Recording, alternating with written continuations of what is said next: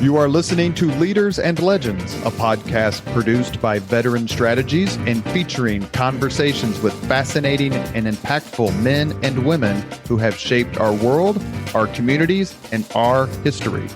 My name is Robert Vane, Principal of Veteran Strategies, and your host for our discussion.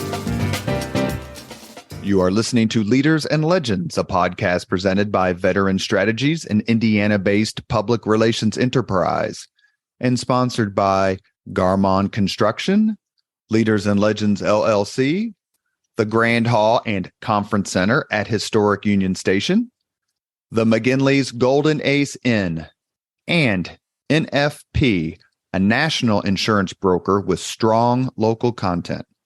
Our podcast is featured on the All Indiana Podcast Network in partnership with Wish TV.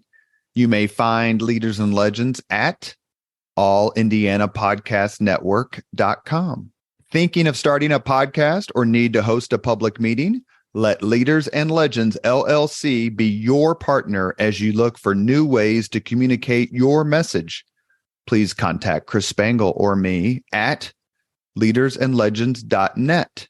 And as always, all our podcast interviews are dedicated to the legacy and generosity of P.E. McAllister. Thank you for listening to the Leaders and Legends podcast. It's presented by Veteran Strategies, an Indiana-based public relations enterprise. I'm going to start all over just for a second. Thank you for joining us on the Leaders and Legends podcast. Our guest today is Professor Brendan Sims. He is a prolific, incredibly respected. The reviews of his book by other historians are simply unbeatable. But Professor Sims is zooming from the United Kingdom to talk about his book, along with co-author Charlie Laderman, Hitler's American Gamble, Pearl Harbor, and Germany's March to Global War. Thank you, Professor Sims, very much. Thank you for having me. Your book focuses on the 5 days from the attack on Pearl Harbor, December 7th, until Germany's declaration of war on December 11th. Why did you decide to take that approach? Our view was that this was an absolutely critical hinge period in global history, in the sense that the attack on Pearl Harbor by Japan brought the United States into a war, but not in fact into the war. The war, of course, in the autumn of 1941 was the European War, which had been going on since 1939, of course, and had then escalated after the fall of France and then the invasion of the Soviet Union in June 1941. And people tend to assume that after Pearl Harbor, the United States, more or less naturally and without any difficulty, simply went to war with Germany. Some people think that, in fact, the United States declared war on Germany, and insofar as they know that, in fact, it was the other way around, they never really ask, why did Hitler declare war on the United States? Because if he hadn't done so, then that would have made Roosevelt's task very much more difficult and would probably have led to a very different, not necessarily outcome, but a different course of the war and a longer war. That's really the argument of our book. So as part of your thesis, the fact that the United States would not have, because it did not, would not have automatically declared war on Germany. There obviously were millions of German citizens. There was, I think, what's it called, the America's First organization, so who were preaching American neutrality during the early years of World War II. So what went through Germany's minds, the minds of the leaders, when the attack happened? And I'm going to say with the lens of inevitability. In other words, it's just a matter of time. So why don't we? Go ahead. So there's a tension in reality, and of course in the book, between, on the one hand, the long-term vision of Adolf Hitler, primarily, to a certain extent also the German leadership, and the short-term contingency factors. So really the only person who knew on the 7th of December that Germany was going to go to war with the United States was Adolf Hitler. He had taken that decision quite some time before, for reasons we'll come to later on, I think. But nobody else knew that would happen. Certainly the Americans didn't know, the British didn't know, although they hoped it would happen. The Japanese, although they'd been told by Hitler that he would come into the war. They were not at all convinced. And indeed, there was a lot of heart-searching and anxiety in Tokyo in the 4 days between December the 7th, and the declaration of war on the 11th of December. So to understand why Hitler declares war, you have to track back. You have to understand that from Hitler's point of view, he is in important respects already at war with the United States. In his view, and I stress, please, that I'm summarizing his view, I'm not justifying his view. Sure. We were trying in the book to get into his head and to explain what otherwise seems like a bizarre and suicidal decision, which is to declare war on the greatest power in the world. Sometimes this is explained by arguing that Hitler, in fact, didn't respect the United States. Hitler had no idea that the United States was so strong, and so on and so forth. That's not the case. As we show in the book, Hitler had a very high regard for the power of the United States, and that's precisely why he declared war on her. Why? Because he was convinced at the latest by the late summer of 1941 that Roosevelt intended at some point in the not too distant future to bring the United States into war with the German Reich. Hitler, you have to remember, was seared by the experience of the First World War, when President Wilson had actually brought proactively the United States into war against the German Reich, had then brought the entire force of the United States, its productive capacity, which was already, to a certain extent, producing for the Western Allies in the First World War. But then, of course, the American army arrived in France. And Hitler remarks on several occasions in the 1920s on his first encounter with American troops in the summer of 1918 at the Second Battle of the Marne. And he interprets this really as Germany's exported population, these German citizens or descendants, if you like, of Germans in the United States. He interprets them as returning to fight the fatherland. So Hitler is well aware that America has this immense power, but he is convinced that Roosevelt is against him. He's been convinced since the late 1930s. And therefore, in Hitler's mind, he is engaging in what he would regard as a preemptive strike against Roosevelt by declaring war before Roosevelt is entirely ready, when he is distracted by the Japanese in the Far East. Then at least he sees a very sort of narrow window of opportunity for the German Reich to secure its objectives in the Soviet Union, dig in, and try to outlast the Anglo-Americans. Looking back on it as you wrote your book, were there times when you and your writing partner, Professor Letterman, did you just sometimes shake your head like, how could you possibly think this was going to work? Like, whatever Hitler was, he's a terrorist and a murderer, but he wasn't stupid. Like, how can you possibly think this strategy is going to play? Well, that's of course applying our rationality. We share in the broad sense a particular view of the world. And to us, you're absolutely right, it seems insane. But of course, from the point of view of his rationality, this is his only chance. Hitler once said in the 1930s that even if you only had 5% chance of success, you should take the shot, you should make the move. And he used an analogy with a medical operation. What if you were told, we will do this operation and there's 5% chance of success, and if we don't do it, there's a 100% chance of death? We would undertake the operation. And from his point of view, this was, yes, a bit of a long shot, but the only way out of his dilemma, because he was convinced, as I say, the United States is coming in anyway, and therefore he needs to preempt that attack. Now, you and I know that it would have been very difficult for Roosevelt to transcend the America Firsters, to deal with the isolationists, and to cope with the whole narratival problem of declaring war first. Much. And you detail this so well in the book, Hitler's American Gamble, Pearl Harbor, and Germany's march to global war. You make a connection that in all of my reading, I never did. Hitler's connection when it comes to American leadership, resolve, and actions with the idea that Jews controlled America, Jews controlled the businesses. How much did that influence that rabid anti-Semitism? How much did that influence his strategic decisions? Hugely. Hitler believed that the world was run by a condominium of what he called the Anglo-Saxon powers. That's the British Empire and the United States, and the forces of international capitalism. And I emphasize here international capitalism because Hitler has no issue with what he calls national capitalism, which would be even large firms in Germany, say Krupp. Mm-hmm. But international capitalism, particularly the banks, Rothschilds, JP Morgan, these are, in his view, the agents of global manipulation, and they are deeply, in his view, interconnected with what he calls world Jewry.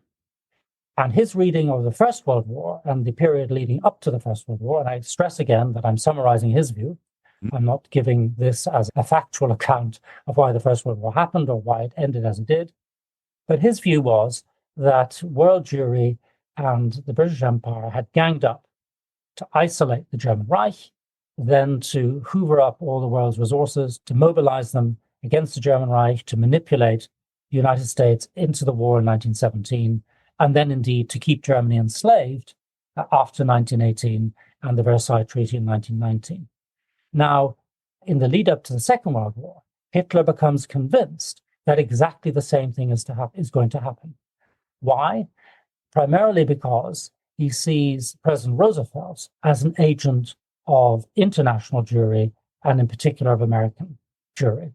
And when Roosevelt in October 1937 makes a famous speech in Chicago, the so-called quarantine speech, when he talks about the need to, quote, quarantine the dictatorship powers, that is to say, German Reich, Japanese Empire, and Mussolini's Italy, Hitler takes this very, very badly and believes that Roosevelt is leaguing with world Jewry against him. And so he develops also in his mind the idea that European Jewry could be used as hostages for the good behavior, as he defines it, of the United States. And this is why in January 1939, he makes a famous or notorious speech in the German Reichstag, the German parliament, which he describes as, quote, a warning. And the warning he issues in January 1939 is, he says, if world Jewry, as he calls them, succeed in plunging Europe into another war, into another world war, then the result will not be the end of the German Reich, but the elimination of European Jewry. And that is a warning, as he sees it, directed to Roosevelt not to interfere in European affairs. And I think that's one of the main reasons why you have the mass murder of Soviet Jews, which begins immediately in June 1941 with the so-called Einsatzgruppen going in and actually shooting with machine guns, primarily, mass shootings of Jews in an annihilatory manner. Whereas in Central and Western Europe, until the beginning of the end of 1941, you have oppression, certainly discrimination, many deaths, but no policy of actual mass murder. And after his declaration of war on the 11th of December, 1941, on the United States, he summons in advance for the 12th, that is to say the day after, he summons the political leadership and he tells them, we know this, he says, I warned the Jews that if there was another world war, they would pay the price. Now we have the world war, because when the United States comes in, it's a world war, and now they must pay the price. So the connection between the move to the murder of Central and Western European Jewry and the antagonism with the United States is very direct. One of the sentences you write in your book is fascinating, and it says about the connection between the war, as you just described it, and the Holocaust. And you write in your book, when Hitler declared war on the United States, he also pronounced a death sentence on the Jews of Western and Central Europe.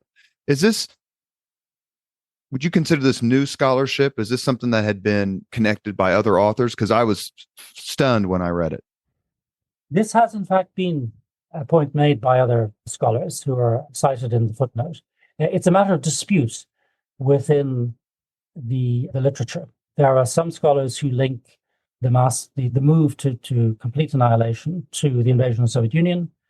There are others who believe it really was within the long-term logic, in any case, of the Nazi project.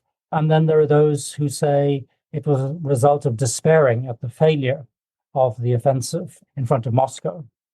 And then there are those who argue, like myself, that this is directly linked to policy towards the United States. So it's not a new argument. What was novel about Charlie and my own book was that we located that story within the much wider narrative arc of his relationship with the United States, but also its importance within these few days. I believe it was British Foreign Minister Sir Edward Grey described the United States as, quote, a gigantic boiler. There is no limit to the heat it can produce once lit. Mm-hmm. Hitler, as you said, was wounded, lived through, fought in the First World War. Did he not see the forget the fighting potential, just the economic potential? Because the United States at this time is, maybe I'm overstating it, but it's basically keeping Britain in the war. It certainly is trading with the Soviet Union during that war, that offensive. Why understand the anti-Semitism and the politics and all that in his worldview, but just pure economic strength, why did he seem to dismiss it? He didn't dismiss it because in his writings, his programmatic writings, he very much emphasizes the power of the United States, which is an economic power, as you've described. It has huge resources. He also has huge respect for the Anglo-Saxon racial spine, as he sees it, of the United States. So these are all factors that weigh very heavily in making him think the United States really is the great power. So if you look, for example, at his second book, which was never published but drafted in the late 1920s, if you look at many speeches and articles in the 1920s, they're all absolutely clear. The United States is overwhelmingly powerful. And so this adds even more force then to your question, given that was the case, why does he make this decision? It's because he sees this great boiler has, in a sense, already been lit. He's looking at the initial decision in 1939 of the Roosevelt administration to give the Allies, the British and the French, as it was then, access to what was called cash and carry. So you go over to the US, you pay for the goods, you transport them over. Then the British start running out of money and out of ships. You've got the fall of France, and then he introduces the Lend-Lease arrangement, which again Hitler is very much aware of, and that Lend-Lease is slowly but surely, actually quite quickly, by the end of 1941, giving the British the kit that, as you say, is keeping them in the war. And he sees this as a continuum. It's going to get more and more. Roosevelt is going to come into the war. And if you look at certain measures undertaken before belligerency in the course of 1940 and 1941, beyond the Lend-Lease I've described, you also have, for example, the destroyers for bases deal, right, which gives the British valuable, if rather elderly, destroyers to do escort work. Roosevelt relieves the British garrison in Iceland. Roosevelt's destroyers attack German submarines on the high seas, and Hitler tells them not to retaliate as much as possible, because he does not at that point want to provoke the Americans. And perhaps most importantly of all, in terms of the narratival posture, the messaging, the Atlantic Charter, which is proclaimed in the middle of August 1941, refers explicitly to the reconstruction of the world after the defeat of the dictators. Hitler takes this, as you might imagine, very seriously. This is the United States pre-belligerency, looking forward to the defeat of the German Reich. Obviously, Hitler was paranoid. Obviously, he was irrational. But if you take all these factors, you put them together, you can see why the German dictator felt he had to act the way he did, if you understand his mental framework. How much did Hitler know about the surprise attack, not only in Pearl Harbor, but the other American and British and Dutch territories in early December? Did he know about it a little bit? Because one of the things that comes out in your book is the fact that, for better or worse, the United States and let's say China, perhaps Soviet Union, Great Britain had some coordinated strategy with meetings, and the Axis powers had none of that. That's absolutely correct. The contrast is striking, and it's even more striking after the 11th of December 1941. Really, the most that they do is that they divide up the world into areas of operations. So everything to the west of a line in the Indian Ocean is for the Italians and the Germans, and everything to the east of a line is for the Japanese. But even as that was being drawn up, quite quickly is becoming obsolete.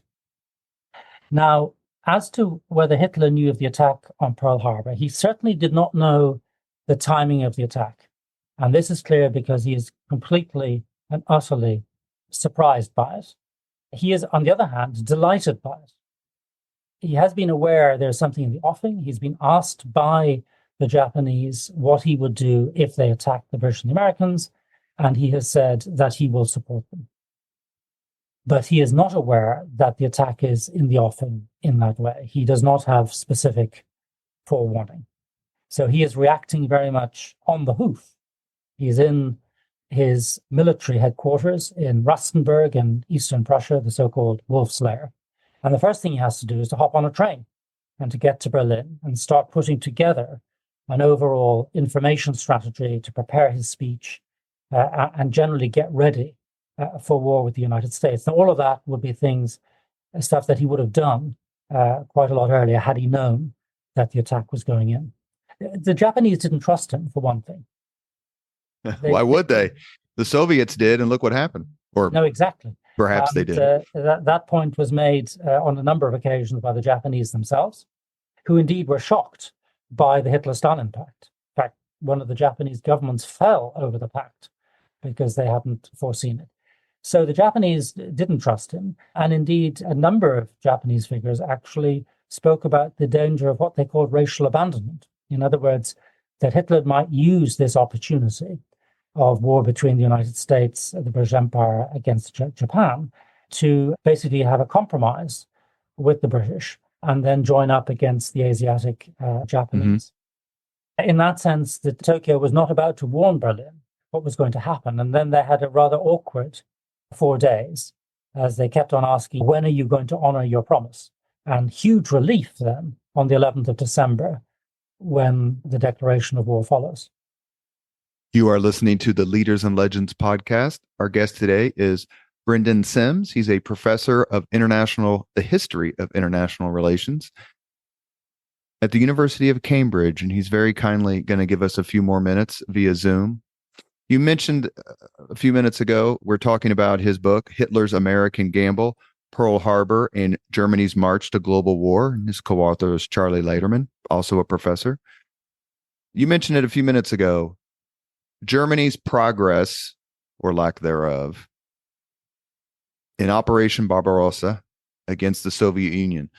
When the Pearl Harbor happens, is this about the time when Germany gets stalled and has to rethink how the rest of the war is going to go? We all know that Japanese and Soviets had clashed in Manchuria. Forget the War of 1905 for a second. But how did what was happening in the Soviet Union affect Hitler's decision when it comes to December 11th? That's a really important question. And the thing that's critical to understand is that the German offensive has already run out of steam in the Soviet Union. It's stalled in the south, in front of Rostov. It's stalled in front of Leningrad. And in particular, it's stalled in front of Moscow. Then follows, on the 4th and 5th of December, a fairly large-scale Russian counterattack. And 10 days after that, Hitler orders a halt to operations in the Soviet Union. Now, the reason for doing that was not actually the Soviet offensive. It's often thought to be the case, but actually we know that the sheer extent of that offensive was not realized by the German high command until quite a way in. The reason for the stalling of the offensive partly runs out of steam beforehand, but the strategic decision to pause and to attack again in the spring is actually the looming war with the United States. That's the context to make a pause and then to resume offensive operations in the spring. On the Soviet side, by the way, the Japanese attack also causes consternation because there's quite a lot of worry that the Lend-Lease supplies are going to be diverted into the Pacific. And indeed, we've cited in the book, some interesting evidence of this. First of all, it's raised on a number of occasions by Soviet diplomats with their American interlocutors. But it even reached the extent that propaganda materials that were going out to the Red Army on the front, which had frequently asked questions, and one of them was, won't the Americans be sending more kit to the Pacific and less to us because of what the Japanese have done? So it's clearly an anxiety. And so nobody was more relieved than Stalin, apart from Churchill, of course. They were more relieved than Stalin on the 11th of December, because the declaration of war by Hitler in the United States, first of all, meant that the Americans would be less distracted. And secondly, relieved the pressure on him from the Americans to come into the war against the Japanese, which had been a factor in the intervening period. Was there any diplomatic effort worthy of the name that could have avoided a German declaration of war in December of 41? There wasn't really. The reason being that actually Hitler was intent, for the reasons I've given, on making that declaration of war. Roosevelt certainly was looking for that declaration of war. I don't mean by that to blame him for the war, but there's no question that Hitler's declaration of war was going to let him off the hook and solve all kinds of problems in the United States for him. And the Japanese, of course, were not looking for any such mediation either. Really, the only people who could perhaps have launched such a mediation would have been the Italians. And indeed, the Italians were extremely worried by what was going on.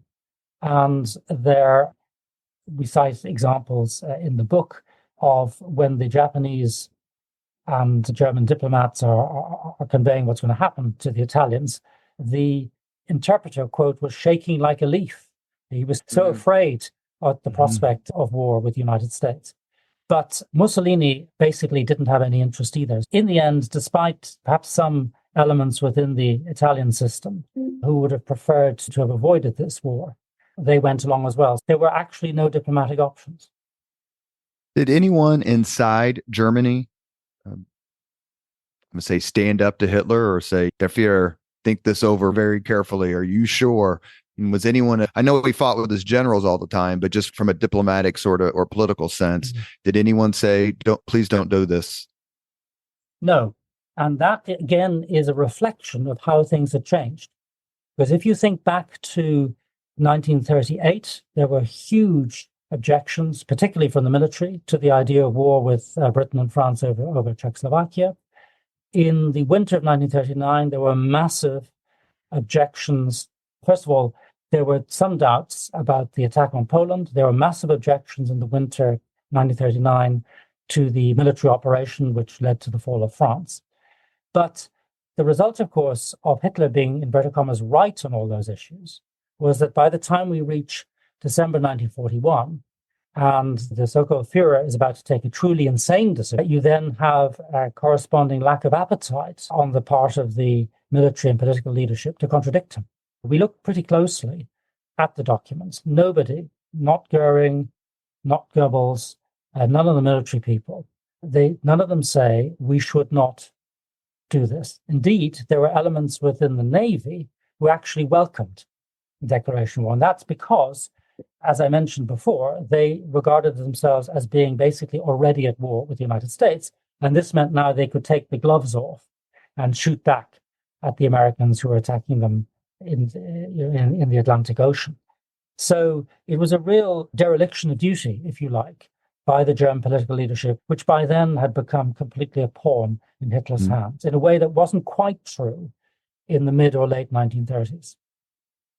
What's Erich von Ludendorff's quote about World War One when the United States get in? We cannot fight the whole world. Obviously, that was lost. I have one more question before we get to the 5 questions we ask everyone to be mindful of your time and respectful of you taking care of us today. But your marvelous book, Hitler's American Gamble. Did the distance between Germany and the United States influence Hitler's drive to build all his super weapons? Yes. So he planned to build an aeroplane that would make it to the United States, the so-called America bomber. And some of the thinking around rockets was also influenced by that. The move into North Africa and the thinking around possible occupation of Morocco and the Azores, Canaries as jumping off points against the United States. These were all factors, but they were not terribly serious plans. Basically, Hitler accepted that he could not really hit the United States. So he had no plan. This is the fascinating and really striking thing. He had no military, no operational plan for defeating the United States. He knew that was not possible. There's a great encounter he has with the Japanese ambassador to Berlin, Mr. Oshima, General Oshima. And the record of that meeting at the beginning of 1942, shortly after the declaration of war, it simply says, the Führer said to Oshima, "How I will defeat the United States, that I cannot tell you yet," which is pretty horrendous if you think about it, that you actually have no viable strategy, even in your own mind, for defeating the enemy. I have to give a footnote or credit to one of the absolute best books I've ever read in my entire life, and that's Victor Davis Hanson's The Second World Wars. I'd love to have him on the podcast, obviously, but he makes that point in his book, and I thought it is interesting. Like, how exactly are you going to get at the enemy? You can't even cross the channel, let alone the Atlantic Ocean. One last question before the 5 questions. It's a what if. Hitler says, I don't want any part of the United States. We may be at war with them, a phony war, for lack of a better term, but I got big problems in the Soviet Union. And so is there a scholastic what if? There certainly is. If he had not declared war on the United States on the 11th of December, or indeed at any point thereafter, it's quite difficult to see how Roosevelt would have brought the United States into direct conflict with the German Reich. He might have been able to do it, would have been much harder. And in particular, given the way in which the Pacific War then went, which was initially very badly, fall of Wake Island, with fall of the Philippines, fall of Singapore, and so on and so forth, it would have been politically very difficult to maintain even the existing Lend-Lease transfer. In fact, Lend-Lease was briefly paused on the 8th of December because the American chiefs of staff are saying, we have no kit. All the kit we have will be needed to fight the Japanese. The counterfactual can be developed in many different directions, but what I think is fairly clear is that the war in Europe would have lasted an awful lot longer because the United States would have struggled to gain traction in Europe. The war in the Far East might have been shorter. So you could envisage a situation where perhaps the atomic bomb would have been dropped on Germany rather than the United States.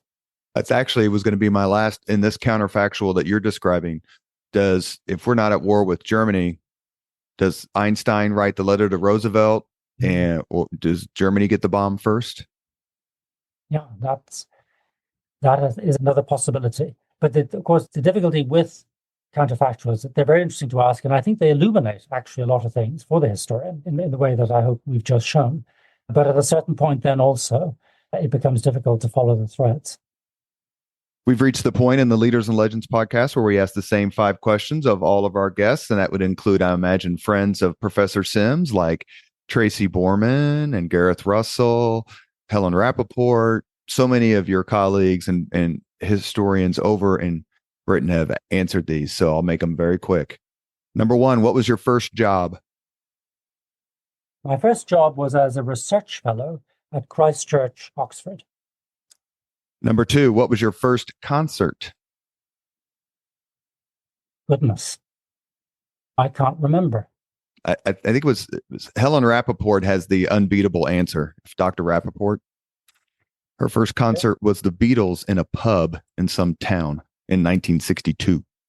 I've never been to a pop concert, so perhaps that will serve as an answer. Number 3, if you could suggest any book for someone to read, which book would you recommend? I think the book that is the absolute standout book, the book that I wish I had read, is... That's a great way to put it, yeah. Paul Kennedy's Rise and Fall of the Great Powers. And if you want to have a novel, I would say The Leopard by Lampedusa. When I came out of the Army in 1990, Professor Kennedy's book was the first one I read. It's maybe it's a little out of date with the Japanese part, but it was certainly on point at the time. Number 4, if you could witness any event in history, be there in person as it happens, which event would you choose? I think probably the Battle of Waterloo, by which I've written a book. I'd like to have been in the farmhouse at La Haye Sainte. As long as the outcome was the same? Last question. If you could have dinner with anyone living today, 2 hours off the record just to chat, whom would you choose? I think Xi Jinping, provided he gave me an honest answer. Chances of that being? 0. You have been listening to Leaders and Legends, a podcast presented by Veteran Strategies, an Indiana-based public relations enterprise, and sponsored by Garmont Construction, Leaders and Legends LLC, the Grand Hall and Conference Center at Historic Union Station, the McGinley's Golden Ace Inn, and NFP, a national insurance broker with strong local content. As always, all our podcast interviews are dedicated to the legacy and generosity of P.E. McAllister. Our guest today has been Professor Brendan Sims, and we discussed his book. It's terrific. If you want to understand why World War II ended the way it did, read Hitler's American Gamble, Pearl Harbor, and Germany's March to Global War. Professor Sims, thank you so much for your time and Zooming from Cambridge. Thank you. Thank you very much for listening to Leaders and Legends, brought to you by Veteran Strategies Incorporated. If you want to contact us about this program or our menu of public relations services, please send us an email at robert@veteranstrategies.com. That's robert@veteranstrategies.com.